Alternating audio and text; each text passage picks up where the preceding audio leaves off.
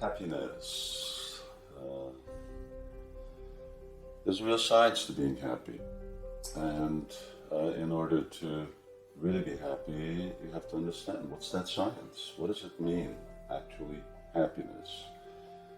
And the phrase goes, I want to be happy. Everyone wants to be happy. But who are you?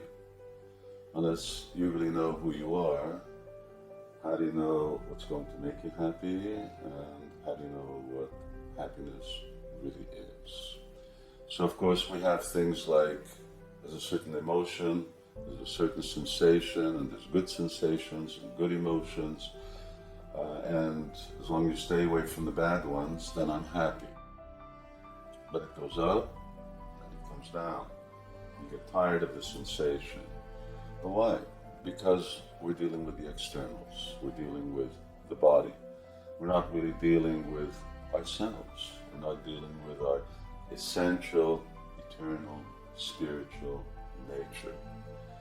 And until we actually come face to face with who we are, we're not really going to find essential and eternal happiness, real happiness.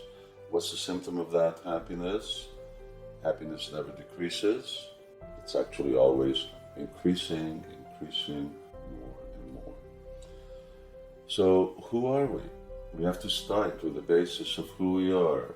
Now, before wanting to plan our lives, before wanting to be happy, we have to know who we are. So our spiritual identity. And how do we recognize our spiritual identity? Well, we see that there's something very inherent, intrinsic, non-changing within us, that despite the change of our body and even our so-called external evaluation of what happiness is, doesn't change.